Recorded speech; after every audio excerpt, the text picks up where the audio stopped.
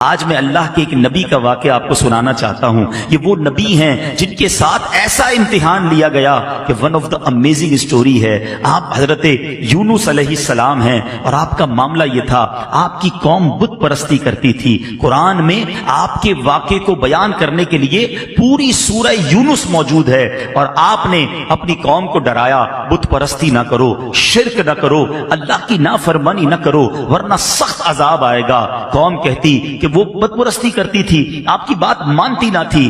آخر کار آپ کی قوم کو آپ نے کہہ دیا بس اب عذاب آنے ہی کو ہے, کسی وقت بھی عذاب آ جائے گا, اب اللہ کی طرف سے عذاب آنے والا ہے. قوم نے کہا, پلاننگ کی, حضرت یونس پر نظر رکھو, اگر یہ ہمارے شہر میں ہیں تو عذاب نہیں آئے گا, جس دن یہ شہر سے نکل جائیں سمجھ لو عذاب آنے والا ہے. کمال کا عقیدہ تھا, بتوں کو پوچھتے تھے مگر دل میں یہ بھی جانتے تھے یہ اللہ کے نبی شہر میں رہیں گے, اللہ عذاب نہیں بھیجے گا. بہرحال آپ ایک رات تشریف لے گئے, قوم کو پتہ چل گیا, بادل بھی آ گئے, کالی بدلیاں بھی آ گئی, عذاب کے جو آثار تھے وہ نمودار ہو گئے. اب قوم نے کیا کیا, ساری قوم میدان میں جمع ہوئی ننگے سر, اب اللہ کی بارگاہ میں رونے لگے. جس پر ظلم کیا تھا اس سے معافی مانگنے لگے, اب جس کا قرضہ دینا تھا اس کے قرضے لوٹا دیے. بچے, بوڑھے, عورتیں روتے روتے اللہ کی بارگاہ میں دعا کرنے لگے, یا اللہ اب معاف کر دے, عذاب نہ بھیجیو, بت پرستی سے توبہ کرتے ہیں, حضرت یونس پر ایمان لے آئیں گے, اے اللہ اس بار عذاب کو ٹال دے. اتنا گر گڑائی قوم, اتنا گر گڑائی قوم کہ سبحان اللہ وہ آتا عذاب واپس چلا گیا. ادھر حضرت یونس علیہ السلام باہر شہر سے یہ سوچ کر چلے گئے تھے کہ جب میں واپس آؤں گا اس قوم نے تباہ ہو جانا ہے, مگر جب آپ واپس آئے تو کوئی عذاب نہیں آیا تھا, ایوری تھنگ از اوکے. تو لوگوں نے کہا حضور اپنی قوم کی طرف جائیے. کہا میں کیسے جاؤں, میں اگر قوم کی طرف جاؤں گا تو قوم مجھے جھوٹا کہے گی. اچھا ان کو یہ نہیں پتا تھا کہ قوم نے توبہ کر لی ہے اور حضرت یونس پر ایمان لانے کی نیت بھی کر لی ہے. ادھر حضرت یونس سمجھ رہے ہیں کہ میں اگر شہر میں چلا گیا تو انہوں نے تو مجھے قتل کر دینا ہے کہ تم جھوٹے ہو, تم نے کہا تھا اللہ کا عذاب آئے گا, عذاب آیا نہیں کیونکہ آپ کو یہ حکم مل چکا تھا کہ عذاب آ رہا ہے. اب آپ اسی جس کو کہیں کہ کیفیت میں اس شہر میں داخل ہونے کی بجائے آپ باہر گئے, کشتی میں سوار ہوئے اور اس شہر سے باہر کہیں جانے کے لیے روانہ ہو گئے. ایک اور آزمائش, وطن تو چھوٹ گیا, اب کشتی بیچ سمندر میں جا کر رک گئی. اب اس زمانے کی قوم کا ایک اصول تھا کہ جو بھاگا ہوا غلام ہوتا تھا نا, وہ جب کشتی کہیں رک جائے تو سمجھ لو اس کشتی میں کوئی بھاگا ہوا غلام ہے. اب انہوں نے کہا کون ہے, تو ایک قرآن دازی ڈالی گئی اور اس قرآن دازی میں حضرت یونسی کا نام نکل آیا. بھری کشتی سے بیچ سمندر میں آپ کو انہوں نے دریا میں سمندر میں ڈال دیا. There is no life jacket on that time, کوئی لائف جیکٹ نہیں تھا, آپ کو سمندر میں ڈال دیا, کشتی آگے چلی گئی. اللہ کے نبی ہیں. آزمائش دیکھو, تو ایک بڑی سی مچھلی آئی اور حضرت یونس علیہ السلام کو اس نے نگل لیا. آزمائش پر ایک اور آزمائش, اللہ اکبر. مگر زباں پر شکوہ نہیں تھا, شکایت نہیں تھی کہ یا اللہ تیرا نبی اور میرا یہ حال. اللہ اکبر. آپ کی عاجزی دیکھیں, آپ نے اس مچھلی کے پیٹ میں وظیفہ کرنا شروع کر دیا. اور یہ کون سا وظیفہ تھا؟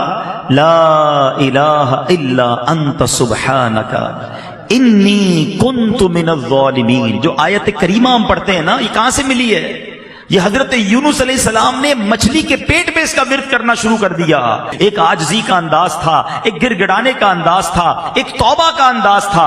آپ پڑھتے رہے, مچھلی کے پیٹ میں رہے, کئی دن مچھلی کے پیٹ میں رہے. اس مچھلی نے آ کر کنارے پر آپ کو اگل دیا. اب جب آپ کنارے پر آئے, کمزور ہو چکے تھے, جلد بھی آپ کی بالکل نرم ہو چکی تھی, کھڑے ہونے کی بھی ہمت نہ تھی. اللہ کی شان دیکھیں, اللہ نے وہاں ایک کدو کی جو بیل تھی, ایک چھوٹا سا پودا آپ کے قریب اگ گیا, اسی سے آپ کو خوراک ملی, انرجی ملی, صحت ملی. اور کچھ دنوں کے بعد جب اپنے شہر آپ واپس آئے تو لوگوں نے آپ کو بڑی عزت کے ساتھ ویلکم کیا, آپ پر ایمان لائے اور ہنسی خوشی وہ زندگی گزارنے لگے. میرے میٹھے اسلامی بھائیوں, میں نے یہ واقعہ آج کیوں بیان کیا؟ There are two reason. پہلا ریزن تو یہ ہے کہ قرآن سے محبت بڑھے, لوگ تلاوت قرآن کریں, سمجھیں کہ اللہ نے کیسے کیسے واقعات. آج اپنے بچوں کو بٹھا کر لوگ پتہ نہیں سنڈریلا اور امبریلا کی سٹوریاں سنا رہے ہوتے ہیں. ارے بچوں کو قرآن کے واقعات سناؤ, بچوں کو نبیوں کی باتیں بتاؤ. پچھلی قوموں پر جو عذاب نازل ہوئے اس کو بیان کرنے کا قرآن میں ایک مقصد علماء نے یہ بھی بیان کیا تاکہ تم ایسا نہ کرنا, تم یہ غلطی نہ کرنا. دیکھو پچھلی قوموں میں کسی نے معاذ اللہ بدکاری کی, عذاب آ گیا. جھوٹ بولا, عذاب آ گیا. ناپ تول میں کمی کی, عذاب آ گیا.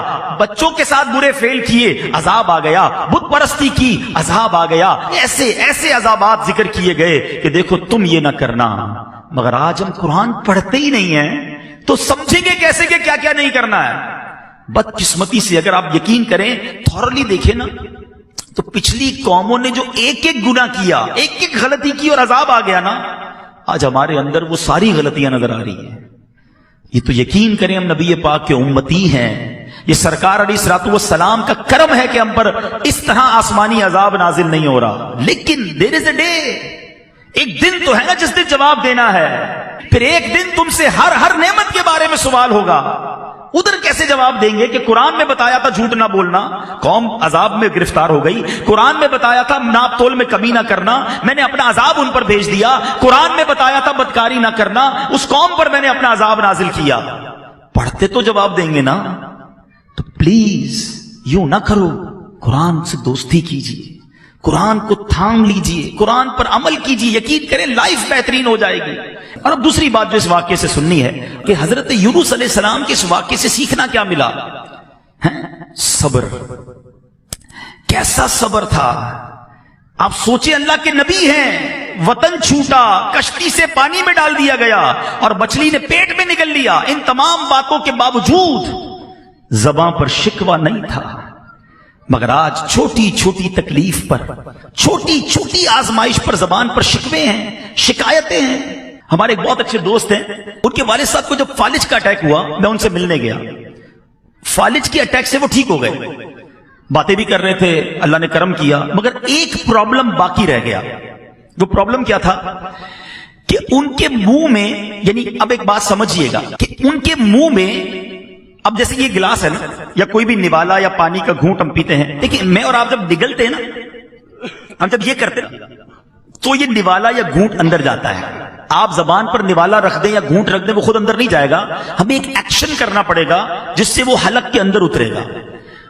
ان صاحب کو بیماری یہ ہو گئی کہ سارا جسم ٹھیک ہو گیا, جو فالج ہوا تھا دماغ میں اس کا ایک حصہ ڈیمیج ہوا, اور یہ دماغ کا وہ حصہ تھا جو انسان کے اس ایکشن کا آرڈر دیتا تھا کہ انسان حلق سے نوالا اتار لے. وہ کہتے سب ٹھیک ہے, دیکھیں عبدالعبید بھائی آپ کے سامنے باتیں بھی کر رہے ہیں, مگر منہ میں نوالا رکھ دیں تو نوالا نگل نہیں سکتے. میں نے کہا اس کا علاج کیا ہے؟ کہتے ڈاکٹر, بڑے بڑے ڈاکٹرز کو دکھا, میں نے بتایا نا بہت بڑے, اللہ نے بڑا نوازا ہے ان کو.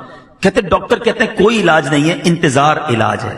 اللہ کی شان ہے کہ دماغ جو ہے نا, یہ خود تھوڑے عرصے بعد ایک اور پارٹ آف دا برین کو آرڈر دے گا کہ اب تم یہ کام کرنا شروع کر دو. پھر وہ یہ کام شروع کرے گا تو ان کا نوالا اترنا شروع ہو جائے گا. 15-20 دن مہینہ گزرا, میں نے پوچھا اب ابو کی طبیعت کیسی ہے؟ کہہ رہے ابو بالکل ٹھیک ہو گئے, نوالا اترنا شروع ہو گیا ہے. یار آپ سوچیں کہ میں اور آپ جو ہر نوالا کھا رہے ہیں, ہر گھونٹ پی رہے ہیں, اس میں اللہ کی کتنی بڑی نعمت ہے ہمارے ساتھ. لوگ نوالا نہیں اتار پا رہے جن کو یہ بیماری ہے.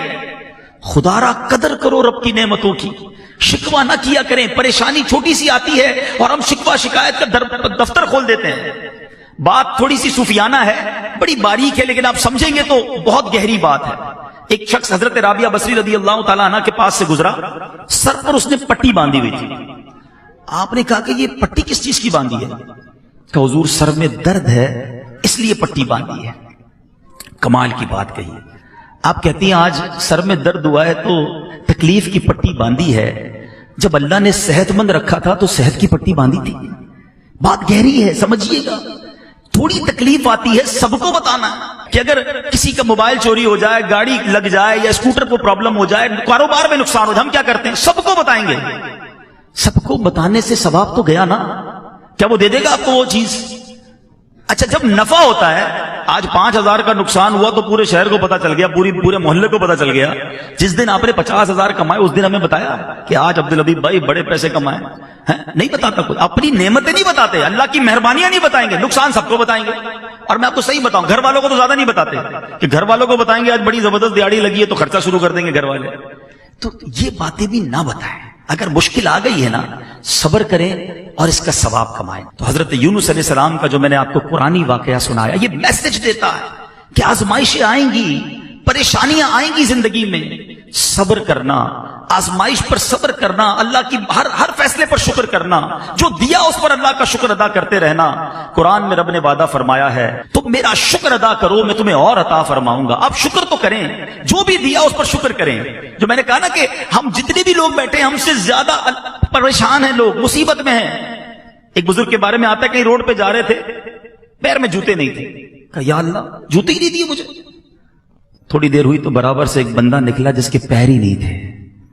کہا یا اللہ معاف کر دے، مالک پیر تو دیے، تیری مہربانی. جب بھی یہ احساس ہونا کہ میں کچھ لوگوں سے پیچھے رہ گیا ہوں، میرے پاس کم ہیں چیزیں، اپنے سے کمتر کو دیکھ لینا، زبان سے شکر نکلے گا. اللہ مجھے اور آپ کو صبر کرنے والا بنا دے.